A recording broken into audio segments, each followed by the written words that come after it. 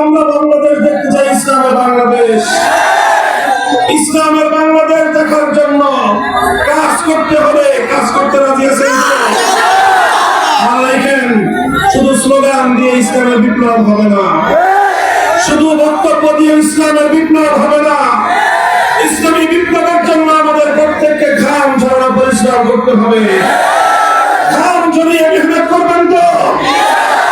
এরপরে চোখের অশ্রু দিয়ে আল্লাহর সাহায্য চাইতে হবে, চাইবেন তো?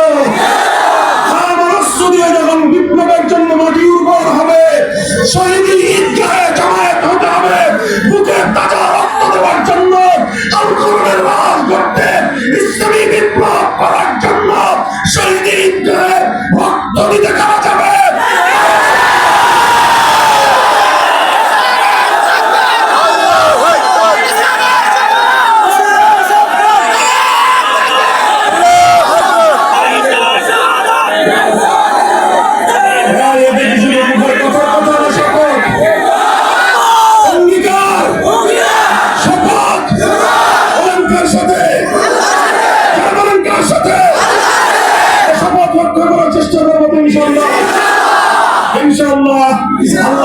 আল্লাহ পাক চাইলে আগামী বাংলাদেশে ইসলামী বিপ্লব হবে ইনশাআল্লাহ।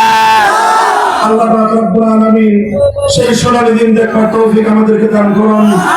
আল্লাহর কোরআনের একটি সোনালী সমাজ যেন আমরা গড়ে যেতে পারি, আল্লাহ আমাদের সেজন্য সাহায্য করুন। রাসূলুল্লাহ মিনাল্লাহি ওয়া ফাতহুন করিম ওয়া আখিরু দাওয়ানা আলহামদুলিল্লাহি রাব্বিল আলামিন। সুবহানাল্লাহি ওয়া বিহামদিহি সুবহানাকাল্লাহুম্মা ওয়া বিহামদিক আশহাদু আন লা ইলাহা ইল্লা আনতা আস্তাগফিরুকা ওয়া আতুবু ইলাইক। আল্লাহুম্মা সাল্লি আলা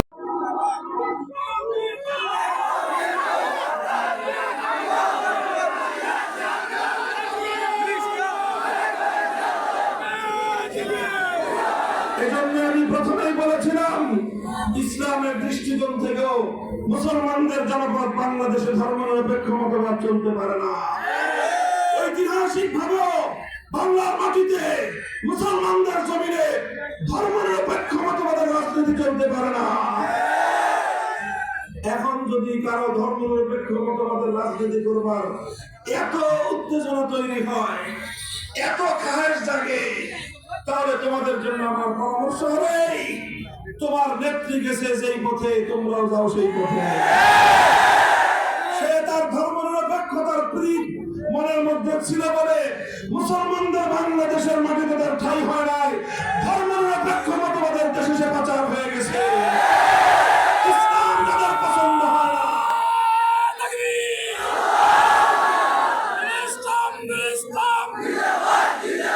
ইসলামের শত্রুরা ভারতীয় দলেরা দিল্লি না ঢাকা, দিল্লি না ঢাকা, আমি বলবো যেখানে তাকবীর, সাবিলুনা সাবিলুনা, তরিকুনা তরিকুনা, তাকবীর। বাসীর পক্ষ থেকে, বাসীর পক্ষ থেকে মুহতারাম হাজিরিন, কথা পরিষ্কার কিনা বলেন? কথা পরিষ্কার। এই দেশ মুক্ত করা হয়েছে, স্বাধীন করা হয়েছে, এটাকে বুকের রক্ত দিয়ে প্রতি ইঞ্চি মাটি খরিদ করা হয়েছে। রক্ত হাজী শরীয়তুল্লাহর রক্ত, এই রক্ত তিতুমিরের রক্ত, এই রক্ত সৈয়দ আহমদ শহীদের রক্ত, এই রক্ত বালাকুবের শহীদের রক্ত, এই রক্ত শামিলীর জিহাদের রক্ত। রক্তের মধ্য দিয়ে যে দেশ মুক্ত স্বাধীন করা হয়েছে, এদেশে এবার আল্লাহর জমিনে আল্লাহর কোরআনের রাজ করতে হবে, খিলাফতের পতাকা ওড়াতে হবে।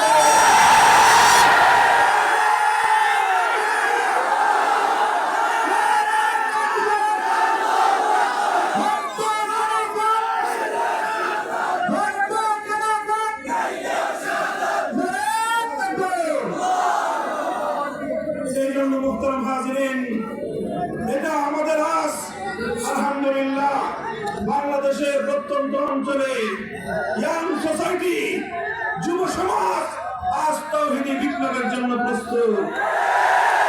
স্কুল, কলেজ, ইউনিভার্সিটি, আলিয়া মাদ্রাসা, কওমি মাদ্রাসা, সাধারণ জনগণ, খেটে খাওয়া কৃষক, শ্রমিক, মজদুর, সব যুবজর জনতা আজ জেগে উঠেছে।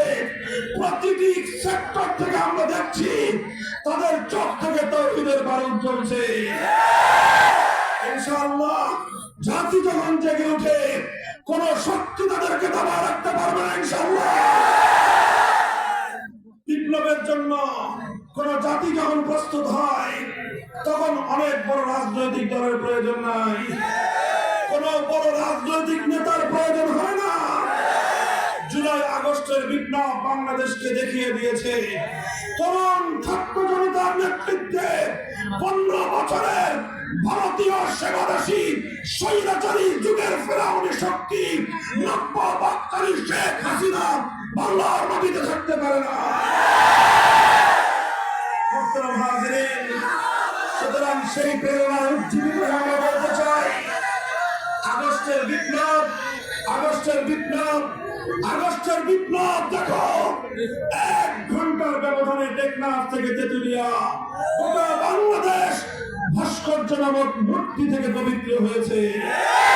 সমস্ত মূর্তি ভেঙে গুড়িয়ে দেওয়া হয়েছে। তবে কোন হিন্দুদের মন্দিরে ফুলের টোকাও দেওয়া হয় না। হিন্দুদের তাদের ধর্মীয় কোন প্রতিমার গায়ে কেউ আঘাত করে নাই, কোন প্রতিমা ভাঙচুর হয় নাই।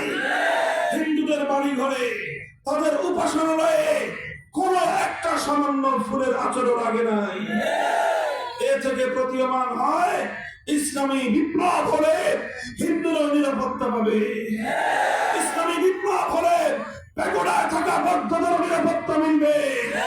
ইসলামী বিপ্লব হলে খ্রিস্টানরা গির্জায় স্বাধীনভাবে ধর্ম পালন করতে পারবে। তবে মুসলিম জনপদে কোন মূর্তি রাখা চলবে না। শেখ মুজিবের মূর্তি যেমন চলবে না, জিয়াউর রহমানের মূর্তিও চলবে না। আর কোনদিন মূর্তির ইজ্জত বাংলার মাটিতে হবে না।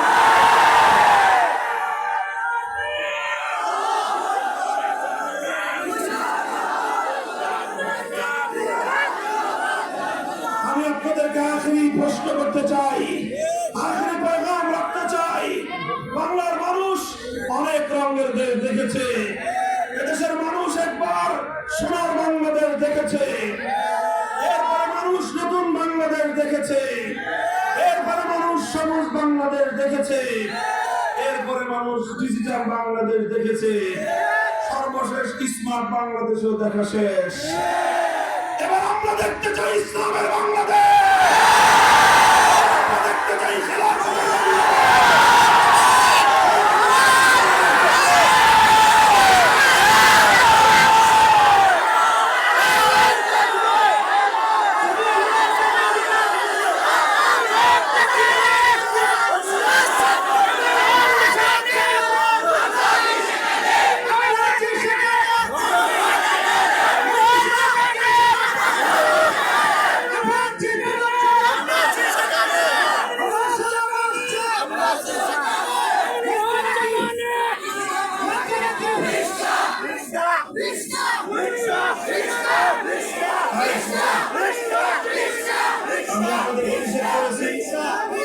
মাহফিলে কোনো দলীয় স্লোগান হবে না, মাহফিলে কোনো দলীয় প্রতীকের স্লোগান দেবেন না। কথা পরিষ্কার? আপনি আজকে রিক্সা বলবেন, কালকে আর একজন হাত পাখা বলবে, এরপর আর একজন দাঁড়িপাল্লা বলবে। মাহফিল গুলোকে এইভাবে আপনারা দলীয় প্রতীকের স্লোগান দিয়ে বিভক্তি আনবেন না। মনে থাকবে কথা, ইসলামের কথা বলবো আমরা। উনি রাষ্ট্র ক্ষমতায় এসে সংবিধান থেকে এই ভারতীয় ধর্মনিরপেক্ষ মতবাদকে এটাকে আবার দিল্লিতে পাঠিয়ে দিয়ে তার জায়গায় আল্লাহর উপর অবিচল আস্থা এবং বিশ্বাস সংযুক্ত করেছিলেন। এইভাবে বাংলাদেশ ধর্মনিরপেক্ষ মতবাদ থেকে মুক্তি পেয়েছিল। কিন্তু আবার 2008 সালে ক্ষমতায় এসে শেখ হাসিনা আবার সেই ভারতীয় পচামাল ধর্মনিরপেক্ষ মতবাদ বাংলাদেশের সংবিধানে অন্তর্ভুক্ত করেছে। মোহতারাম হাজরিন, আমাদের স্পষ্ট কথা, যখন দেশ ভাগ হয়েছে, যারা ধর্মনিরপেক্ষ মতবাদে বিশ্বাসী তাদের ভাগ আলাদা, যারা ইসলামকে বিশ্বাস করে তাদের ভাগ আলাদা হয়েছে। সেই ভাগের মধ্যে আমাদেরকে ঠকানো হয়েছে। আটানা পাই আমাদেরকে দেওয়া হয়েছে 4 আনা। 12 আনার জায়গায় 16 আনার মধ্যে ওরা পায় 8 আনা, আমরা পাই 8 আনা, কিন্তু ওদেরকে দেওয়া হয়েছে 12 আনা, আমাদেরকে দেওয়া হয়েছে মাত্র 4 আনা। 4 আনা পাওয়ার পর আমরা বলেছিলাম ঠিক আছে, আমাদের এত বড় রাষ্ট্রের প্রয়োজন নাই, আমরা ক্ষুদ্র রাষ্ট্র পেলাম, ক্ষুদ্র রাষ্ট্র নিয়ে আমরা থাকতে চাই, এত অর্থনৈতিক উন্নতির প্রয়োজন নাই, প্রয়োজনে 3 বেলার জায়গায় 1 বেলা খাবো, না পেলে আমরা পেটে পাথর বাঁধবো, কিন্তু সব কিছুর পরেও আমরা একটা মানচিত্র চাই, একটা ভূখণ্ড চাই, একটা দেশ চাই, যে দেশে আইন চলবে আল্লাহর, সংবিধান হবে আল কোরআনের, ইসলামী শরীয়ত অনুযায়ী ইসলামী হুকুমত চলবে।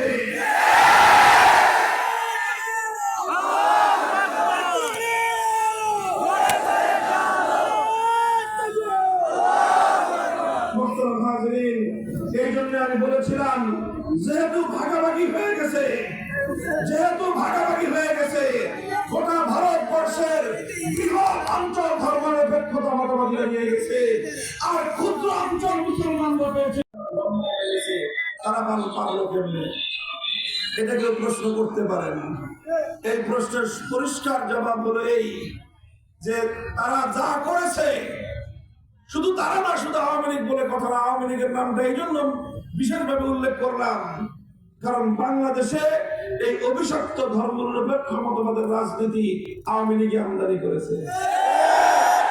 আওয়ামী লীগের আগে বাংলাদেশে কোন দল কোনদিন ধর্মনিরপেক্ষ মতবাদের কথা বলে না। এই জন্য তাদের কথা বলতেছি, তাদের ধর্মে, তাদের সংগঠনের সংবিধান অনুযায়ী, তারা তাদের সংগঠন আওয়ামী লীগের দলের গঠনতন্ত্র অনুযায়ী তারা ধর্মনিরপেক্ষ দল। এই জন্য তাদের কথাটা বলতেছি যে তারা যে চালালো, একই সঙ্গে তারা বলে যে তারা মুসলমান, আবার একই সঙ্গে তারা বলে তারা ধর্মনিরপেক্ষ। প্রশ্ন করতে পারেন, হুজুর আপনি বলতেছেন দুইটা একসঙ্গে চালানো যায় না, আওয়ামী লীগ তাহলে চালাইলো কেমনে? ভাই, তারা যে চালিয়েছে, তাদের এই চালানোর মধ্যে দুইটার যে কোনো একটা হয়েছে। কি হয়েছে? দুইটার যে কোনো একটা হয়েছে। হয় তারা ধর্মনিরপেক্ষ মতবাদ বুঝে শুনে তারা এটার অনুসারী হয়েছে, বুঝে শুনে ধর্মনিরপেক্ষ মতবাদকে অনুসরণ করেছে, তারা এটা বিশ্বাস করেছে যে রাষ্ট্রকে ধর্ম থেকে আলাদা করতে হয়, হয় তারা এটা বিশ্বাস করেছে যে রাষ্ট্রকে ধর্ম অনুযায়ী চালানো যায় না। এই কথা যদি তারা বিশ্বাস করে থাকে, একদমই ভাষায় কথা হলো একটা ইমান নেই, সব বেঈমান।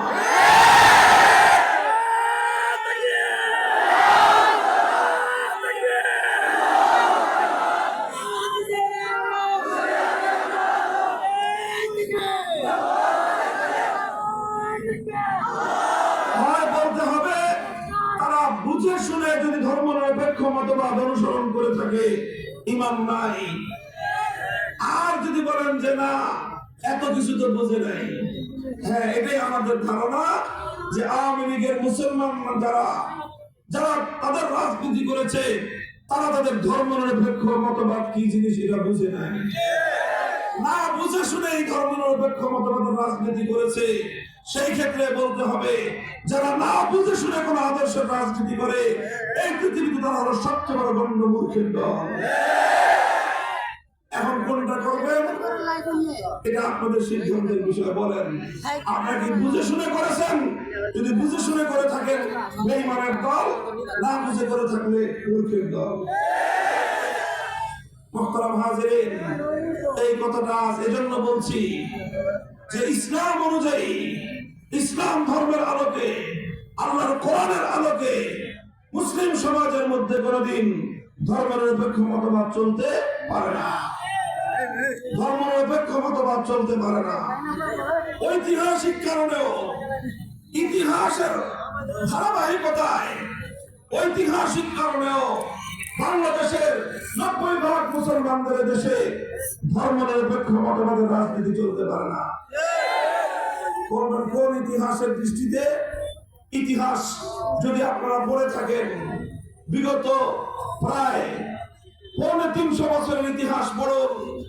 ব্রিটিশদের আমল থেকে, ব্রিটিশদের হাত থেকে আমাদের এই দেশকে মুক্ত স্বাধীন করবার জন্য গোটা পাক ভারত উপমহাদেশ ব্রিটিশের গোলামীর জিঞ্জির থেকে আজাদ করার জন্য 190 বছর পর্যন্ত লড়াই চলেছে, সংগ্রাম চলেছে।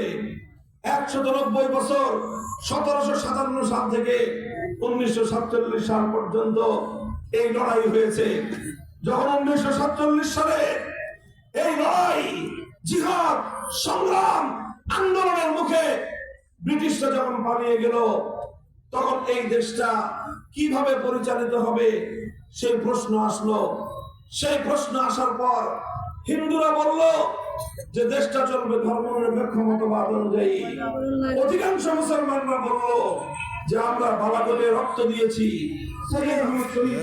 বাস্তবায়ন করা, নামাজ কায়েম করা, যাকাত বাস্তবায়ন করা, এগুলো ইসলাম ধর্মের বিধান কিনা বলেন?